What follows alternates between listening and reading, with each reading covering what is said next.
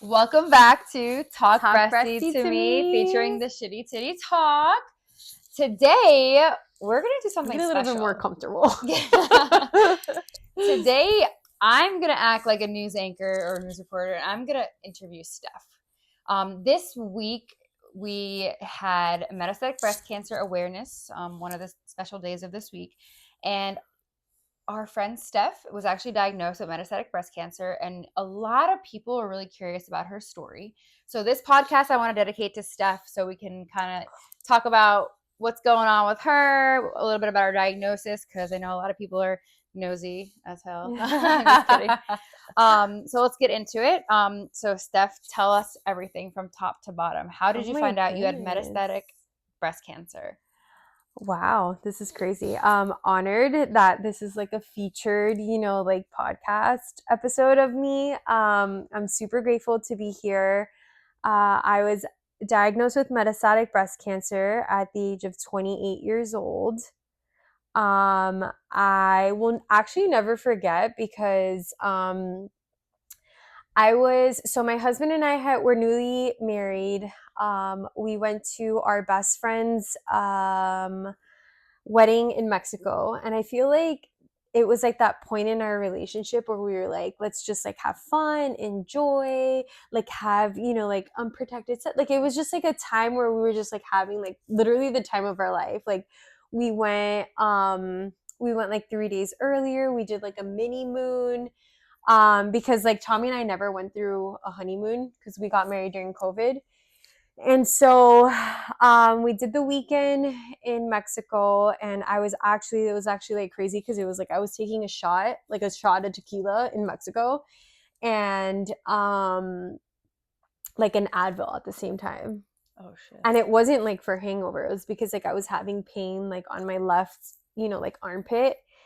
And so it was like really weird. And then Tom was like, oh, like, I mean, again, who would expect being diagnosed or like having anything at the age of 28?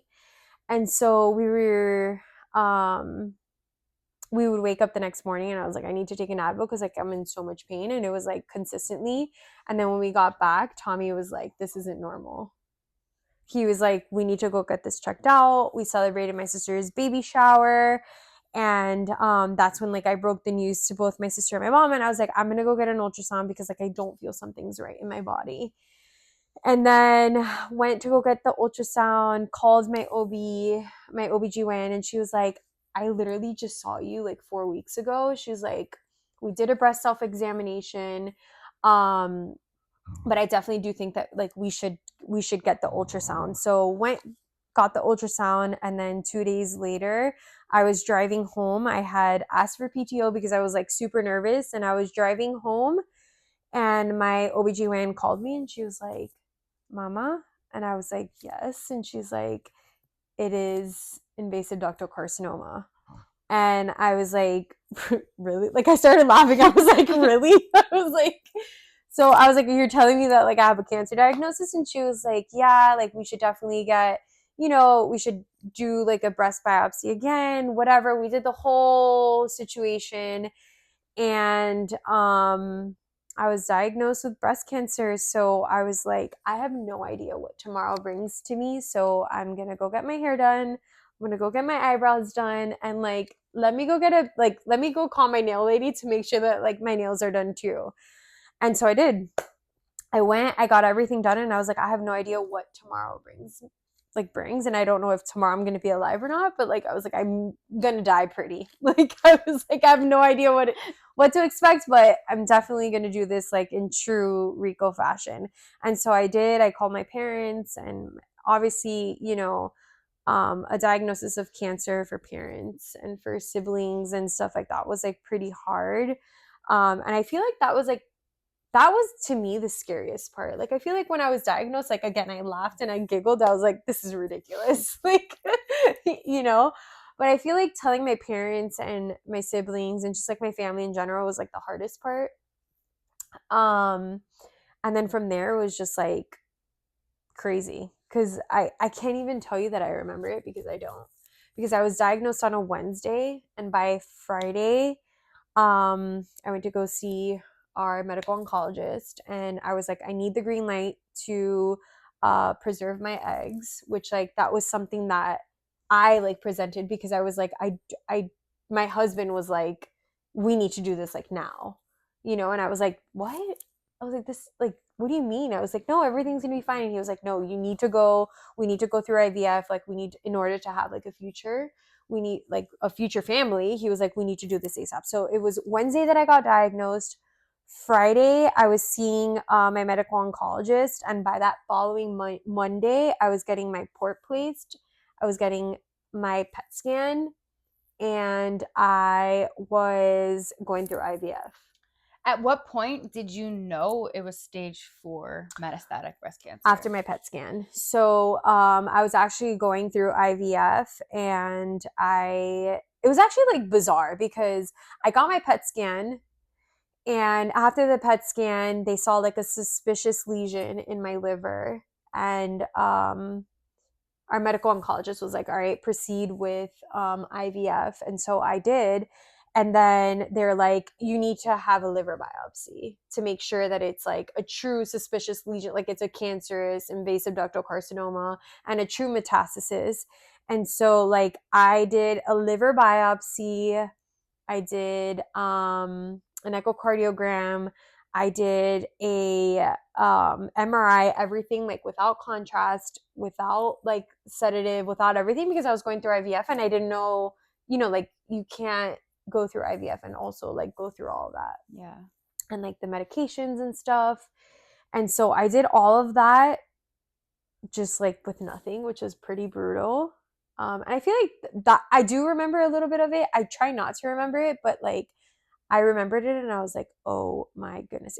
They like literally stuck a needle inside my abdomen and like tried to like biopsy. I was going to ask you, how Yeah. did you do With that? like, no, it was like, I couldn't do local anesthesia, couldn't do Versed for like a mini set. Like it was Oh just, my gosh. yeah, raw, unedited, just like our podcast. Oh, yeah, Ron edited. Oh my gosh. Yeah, and it was pretty brutal, but it was also like a little bit confusing because the interventional radiologist was like, this is like so small, like this isn't like, this must be a hemangioma. And so like I was like very, very confident and obviously like just like very faithful that I was like, all right, this is no big deal. So I literally got diagnosed with breast cancer, and they diagnosed me with stage 2 before my PET scan, and had my PET scan. They saw the suspicious lesion, and literally within less than 24 hours, I went from stage 2 to stage 4.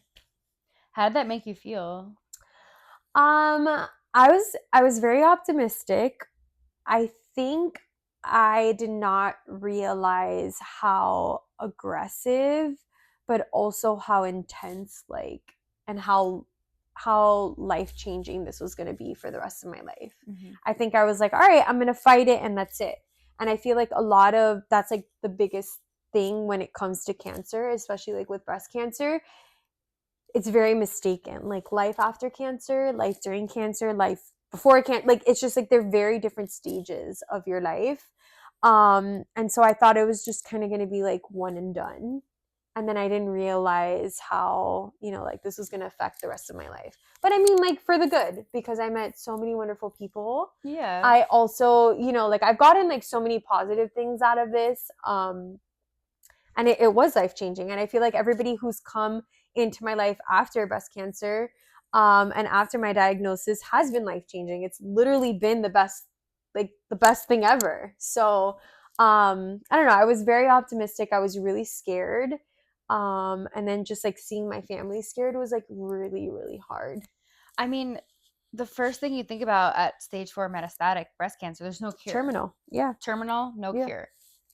I hate to say it, but Yeah. this is a reality of what you're dealing with, Yep. right? So having a terminal illness, how has that changed your life? I feel like, I mean, obviously it changes your life completely, but I think it also has to do with like personality. Like I again have gotten so many wonderful things out of this rather than like negative. I've met so many incredible people, including you. Like think about it. Had I not gone through breast cancer, do you think like you and I would be sitting here today? No. Probably not. Super Like would grateful. I be like, like putting my miracle child to sleep? Probably not, And so definitely is, it puts life into perspective. And I feel like, and I tell people this all the time, I feel like before being diagnosed, it was like a time in my life where I was just like living life to achieve every milestone. You know what I mean? Like you go through marriage, then you go through honeymoon, then you go through this, and then you go through having a child, and then like when all of that is like taken away from you, it's it's hard. It's very hard. But when you have the support, and when like, and I tell you this all the time, I never, like, when I was going through chemotherapy, when I went through my liver ablation, when I went through my double mastectomy with reconstruction, like I leaned on my family, and I never, like, I had my closest friends with me on my side, but I didn't have people who I can relate to. And I feel like that's like my number one regret. Like I don't regret it now, because like I have my people, and like I feel Yeah. like our community is so powerful, and it's so amazing. But I feel like I should have reached out a little bit earlier, and I didn't, because like again, you have to go through your own Yeah. emotions, but also just like go through, the life changes and stuff like that. And I told even Dr. Mountainer, like I was like, when I'm ready, I will. And I just like wasn't ready at that point. And then when I was ready, I was like, okay, I'm like ready. Like I was like, I'm ready to like tell my story. I'm ready to help other women. I'm ready to be an advocate.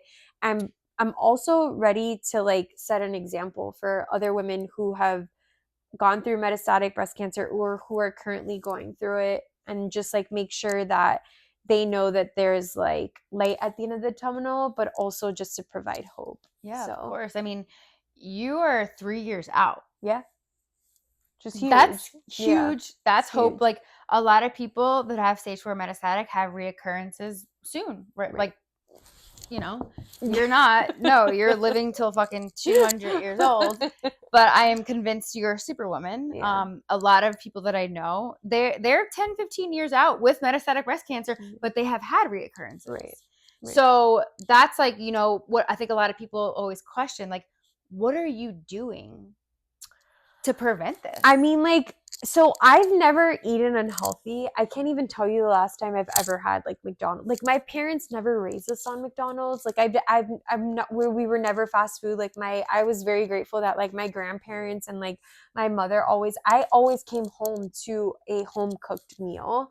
Um, and I've never eaten like very unhealthy, but I do feel like after my diagnosis, I'm very cautious with the ingredients that I put in my body. I definitely have decreased, not increased. I wish I would have increased my alcohol intake, but I've decreased it. Like I also feel like life is too short, and I definitely like go out and enjoy a cocktail if I'm like in the right environment. Of course. But it's not something that I do every day, and it's definitely not something that's like become a habit. And I just like I've modified like my lifestyle completely. I try to work out as much as I can. It's pretty hard, but now with the baby, like my husband and I go for like almost, like 3 mile walks, and we just like get moving, Good. And it's just like changing your life to making sure that, you're not just like laying down in bed, and that you're out, up, moving, and just like enjoying and embracing every moment of life. Good. So, So stay active, eat yep. healthy, limit the alcohol intake. Um, Everything that like our doctors tell us to yeah. do, I do. So living with a terminal illness, what does your daily life look like? Are you on medications daily? Do you get injections? Tell us a little bit about what medications you take, if you Yeah, take so any. that's actually a really good question. I am still on maintenance therapy. I'm very lucky to say that I am cancer free. And I hope that it stays this way. Um, but I'm still on maintenance therapy. I receive Progetta and Herceptin, which we do. What is it called? No, is it? It's Herceptin and Progetta. Phesgo, that's what it's called. I'm like, I don't even know what it's called anymore. So I get Phesgo every 21 days, and then I get Lupron every 28 days, and I take tamoxifen every night. So Okay. I mean, I'm still on active therapy. I'm on maintenance therapy. I get PET scans every 3 to 6 months. I get echocardiograms every 3 months. And I mean, it's in the breast cancer community, you're always just like checking out Yeah. checks and balances and just like making sure that you're, you know, doing everything that they tell you to do. So basically, you're on hormone therapy to suppress your ovaries because your cancer Yes. was triple positive. Yes. Okay, so you're on hormone therapy to suppress your ovaries, and then you're also on immunotherapy. Which is, yeah, that's the Phesgo that I take and it's an injection, which is like pretty cool too because there's no need to access my port. So, Do you but still have a port? yeah, I still have a port. I've kept it just for good luck. I also get it heparinized every 3 months. So every single time I go for my echocardiogram, I just like stop by MCI and I just get it like flushed. So it's all just like routine and just like making sure that I stay healthy. Gotcha. Now, one thing that we didn't talk about yet is I know during your treatment you did a trial. Tell us Yes. about your trial that you did, and what is a trial? Yes. So I am currently on the Catherine trial at Dana Farber, and I'm very grateful for all the physicians there who work with young women who were diagnosed with metastatic breast cancer. And you can Google it. It's a phenomenal trial. It's still active, and basically, I received 28 infusions of Kadcyla. And so it is an immunotherapy with a chemo compound. It is not an easy drug. It is definitely very brutal, but I did it and I'm alive and I'm very grateful for it. So, So, was the trial kind of like chemotherapy? Like, what was it, so injection or? no, yeah, so it was an infusion of 35 minutes if I'm not 30 to 5 35 minutes to 40 minutes if I'm not mistaken.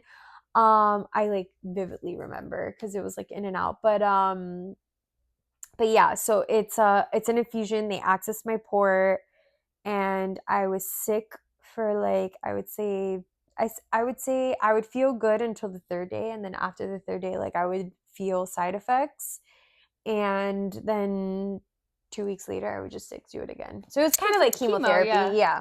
How did you hear about this trial? So my family and I flew out to Dana Farber because our health institute, the Mammy Cancer Institute, mimics Olive Sloan Kettering, which like is the number one top place for breast cancer. And so we decided all the resources and everything that we were doing there was like the right fit, but we wanted to do better. So we decided with our medical oncologist, who was like a part of the clinical trial with us, he basically was like phoning in on the consult that I have, and then we basically just like came up with a plan. But it was one medical oncologist over there at Dana Farber that basically came up with a plan for me. Awesome. So I yeah, love it. it was super cool. I love it. Now, for anybody that is going through stage 4 metastatic breast cancer, that's watching this, what kind of advice would you give them if you have any? YOLO. No, I'm kidding. YOLO, literally, literally. No, literally. No, I feel like so a wise person once told me this, and I am very adamant about talking about like expressing this. And I always say it when someone asks me like, what advice can you give? And someone told me that one day I would I would be able to tell the story of all the things that I overcame, and it would be someone else's survival guide. And like I I think that's such an important message Love that. because it's like go through it, acknowledge it, and then be someone's advocate and like help someone else. And like to be honest with you, what you're doing helping other women, what like I've been doing and trying to help as many women as possible, that is what makes me happy. And that's also what makes me just like continuing to just like live my life, because it's like I want to provide the hope that everything's going to be okay. And it's like, if I can do it, you can do it too. Exactly. And so that's like my number one thing. I'm like, if you can be someone else's survival guide, it's going to be tough. Like you have to go through it. You have to acknowledge that you went through it, and then you can, advocate. So I feel like that's like my advice. I give everyone that same advice, but it's because it's true. It's really, really, really good Yeah. advice. I love it. Well, I just want to say thank you for opening up and sharing that. I know it can be hard for some people to share something, especially, dealing with that. A lot of people like myself, I was able to ring the bell and I'm in remission and stuff. But when somebody has a terminal illness, sometimes it could be a sensitive subject. But I think it's been a couple of years and that you're open to talking about it. So I'm really proud of you for that, because I don't know if I would be able to be that strong, with a diagnosis like that. But it seems like everything's going, your way. And I think that you're going to be the oldest person in the world to, have stage 4 metastatic breast cancer. You're going to live till 150 years No, old. I definitely do think that. And like, I will tell you, a lot of medical oncologists who do work with young women with metastatic, it is we are trying to find a cure. We're gonna. So I feel it coming soon. Yeah, I do too. I feel it. So yeah, I mean, thank you. Do you so guys have much any again. questions? And if Let there's me any know if you have any questions, questions. yeah, that was a lot. It's a lot to kind of take in. But any kind of questions that anybody has, hit us up, message us on TikTok or Instagram, and Steph will be able to answer. Especially use going through the stage 4 metastatic too. Yeah, reach out, let us know. I mean, I feel like everybody's receptors are like very different. Everyone's story is very different. But there's one thing that matters, and it's our community. And exactly. I feel like that's what brings us all together. I feel like that's what, just like unites us. And just like, even if we're like standing in a huge, like auditorium with a bunch of women that are going through breast cancer, that went through breast cancer or were affected by breast cancer, it's just like so powerful to just like be together all in one room. Yeah, so I love it. It. Alrighty, guys. Well, that's another episode of Talk Breasty to Me, featuring the Shitty Titty Talk. Love you guys. Love you.